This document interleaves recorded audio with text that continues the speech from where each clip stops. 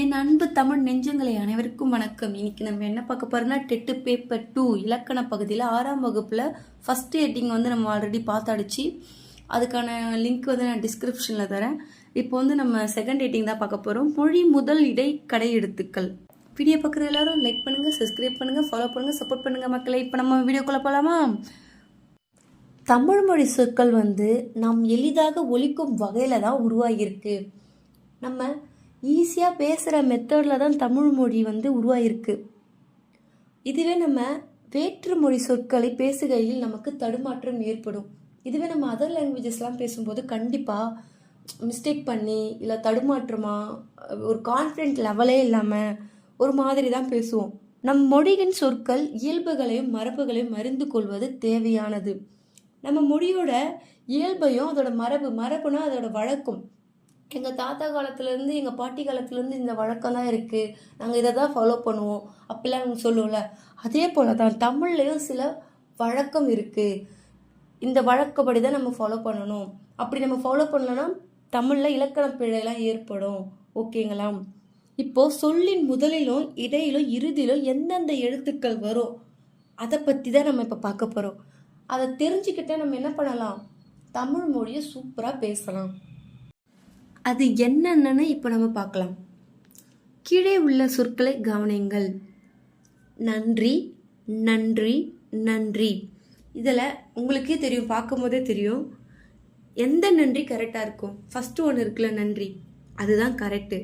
மீதிலாம் அப்படி ஒரு வார்த்தையும் இல்லை, அது ஒரு மீனிங்கும் இல்லை, அதுக்கு ஒரு பொருள் எந்த அர்த்தமும் இல்லை, அதுக்கெல்லாம் அதெல்லாம் தவறு. இவற்றுள் நன்றி என்பதே சரியான சொல் அல்லவா?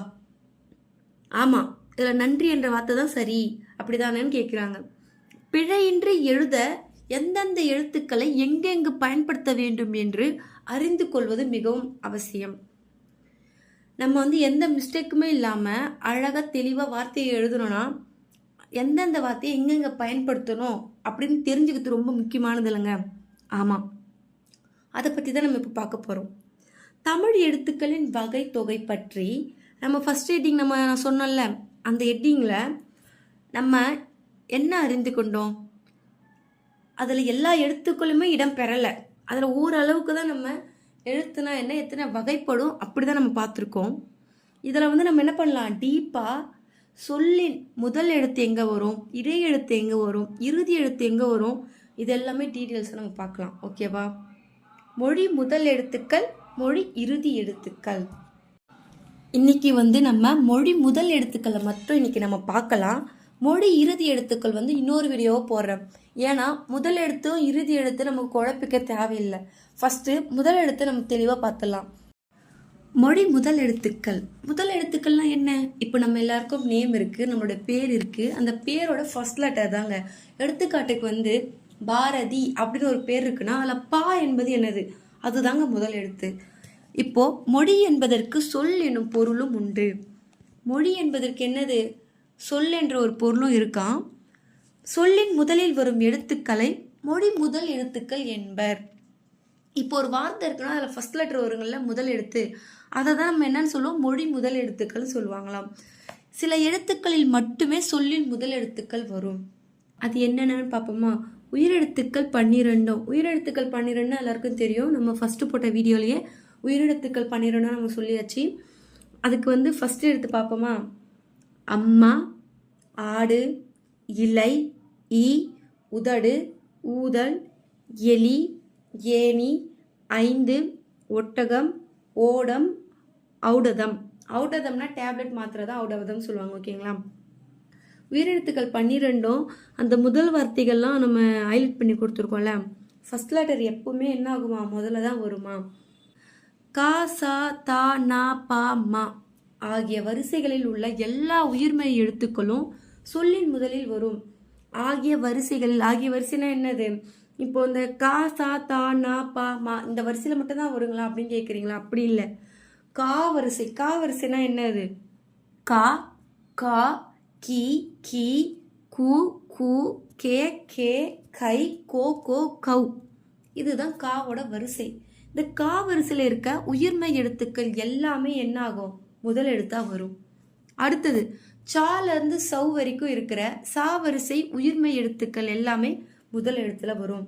தால இருந்து தவ் வரைக்கும் இருக்கிற தா வரிசை எழுத்துக்கள் உயிர்மெய் எழுத்துக்கள் எல்லாமே முதல் எழுத்தா வரும். நால இருந்து நவ் வரைக்கும் இருக்கிற நா வரிசை ஃபுல்லாமே என்னது முதல் எழுத்துல தான் வரும். பால இருந்து பவ் வரைக்கும் இருக்க வரிசைப்படி உயிர்மெய் எழுத்துக்கள் முதல்ல வரும். மால இருந்து மவ் வரைக்கும் இருக்க வரிசைப்படி உயிர்மெய் எழுத்துக்கள் முதல்ல வரும். ஓகேங்களா? அதுக்கு நம்ம என்னென்ன எடுத்துக்காட்டு பார்க்கலாமா?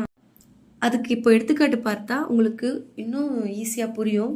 ஃபஸ்ட்டு கா, கடல், காக்கை, கிழக்கு, கீற்று, குருவி, கூந்தல், கெண்டை, கேணி, கைகள், கொக்கு, கோலம், கௌதாரி. இவைகள் தாங்க கா வரிசை. இந்த வரிசையில் இருக்க எழுத்து எல்லாமே முதல் எழுத்தா வரும். பார்த்தீங்களா?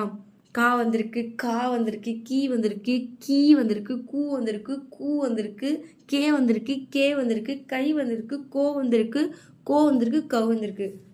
இப்போ புரியுதா எல்லாருக்கும்? அடுத்த எக்ஸாம்பிள் பார்ப்போமா? சா வரிசையில் சா, சக்கரம், சா, சாவி, சி, சிறுத்தை, சி, சீத்தாப்பழம், சு, சுற்றுச்சூழல், சு, சூரியன், சே, செய்தித்தாள், சே, சேமிப்பு, சை, சைக்கிள், சோ, சொட்டு, சோ, சோற்றுக்கற்றலை, சௌ, சௌ சௌ. இது போல வார்த்தைகள் வந்து எப்பவுமே சொல்லுக்கு முன்னாடி தான் வரும். அடுத்தது தாக்கு எடுத்துக்காட்டு பார்ப்போமா? தா, தந்தை, தா, தாய், தீ, திங்கள், தீ, தீவு, தூ, துன்பம், தூ, தூய்மை, தே, தென்னை, தே, தேக்கு, தை, தை மாதம், தோ, தொட்டில், தோ, தோட்டம், தௌ, தௌதம்.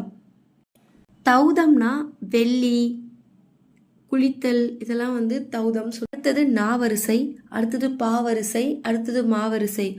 எல்லாருக்கும் புரிஞ்சுதா? இப்போ அடுத்தது ஞா, ஞா, யா, வா ஆகிய உயிர்மெய் எழுத்துக்கள் வரிசைகளில் சில எழுத்துக்கள் மட்டுமே சொல்லின் முதலில் வரும். இங்கே கொடுத்துருக்காங்கள 4 வார்த்தை, அதில் சில வார்த்தைகள் மட்டும்தான் சொல்லுக்கு முதல்ல வருமா. அதுலேயும் ஞா வரிசையில் நா என்னும் ஓர் எழுத்து மட்டுமே சொல்லில் முதல் எழுத்தாக வருகிறது. எடுத்துக்காட்டுக்கு ஞனம். இக்காலத்தில் ஞனம் என்னும் சொல்லு தனித்து இயங்காமல், அந்த காலத்தில் ஞனம் என்ற சொல் வந்து பயன்பாட்டில் இருந்திருக்கு. இந்த காலத்தில் வந்து என்ன ஆயிருக்கு?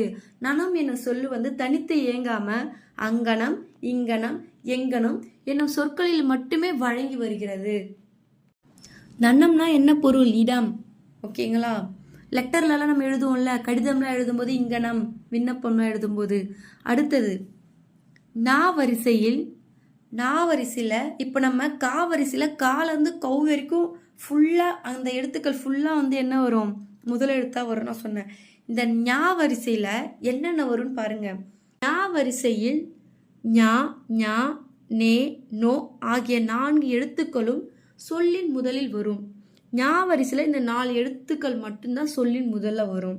அடுத்தது யா வரிசையில் யா, யா, யூ, யூ, யோ, யௌ ஆகிய 6 எழுத்துக்களும் சொல்லின் முதலில் வரும். இந்த 6 எழுத்துக்கள் மட்டும்தான் சொல்லின் முதல்ல வருமா. அடுத்தது வா வரிசையில் வா, வா, வி, வி, வே, வே, வை ஆகிய 7 எழுத்துக்கள் மட்டும்தான் சொல்லின் முதல்ல வருமா. ஃபஸ்ட்டு நம்ம என்ன பார்த்தோம்? மொழி முதல் எழுத்துக்கள். மொழிக்கு முன்னாடி ஃபஸ்ட்டு லெட்டர் என்னென்ன வரும்னு நம்ம ஃபஸ்ட்டு பார்த்தோம். இப்போ நம்ம என்ன பார்க்க போகிறோன்னா, மொழிக்கு முதலில் வராத எழுத்துக்கள், ஃபஸ்ட் லெட்டராக வராத வார்த்தையை பற்றி தான் இப்போ நம்ம பார்க்க போகிறோம். மெய்யெழுத்துக்கள் 18 சொல்லின் முதல்ல வராது. மெய்யெழுத்துக்கள் முதல் எழுத்தாக வராது. இக்கு, இங்கு அதை தான் சொல்கிறாங்க. ஓகேங்களா? அது வந்து இடையில தானே வரும். அடுத்தது தா, நா, ர, ல, ழ, ல, ர, நா ஆகிய 8 உயிர்மெய் எழுத்துக்கள் வரிசையில் ஒரு எழுத்து கூட வராது முதல் எழுத்தா. அடுத்தது ஆயுத எழுத்து சொல்லின் முதலில் வராது. ஆயுத எழுத்துக்களும் என்ன ஆகுது? சொல்லுக்கு முதல்ல வராதாம். அடுத்தது ஞா, ஞா, ய, வ ஆகிய உயிர்மெய் எழுத்துக்கள் வரிசையில் முன்னாடி குறிப்பிட்டிருக்காங்களே அந்த எழுத்தை தவிர மீதி எந்த எழுத்துமே முதல் எழுத்துக்களா இடம் பெறாது. உங்களுக்கு எடுத்துக்காட்டுக்கு சில சொற்களை காட்டுறேன் பாருங்க. டமாரம், ரம்பம், லண்டன், பிரான்ஸ், டென்மார்க் போன்றவை பிறமொழி சொற்கள். இவற்றை தமிழில் ஒலிபெயர்த்து எழுதுகிறோம். இது வந்து அதர் லாங்குவேஜ் சொற்களை வந்து என்ன பண்ணியிருக்காங்க, தமிழில் டிரான்ஸ்லேட் பண்ணி இது போல் எழுதியிருக்காங்க. ஆனால் தமிழ் எழுத்துக்களில் இப்படிலாம் வராது, இது பிழை. ஓகேங்களா?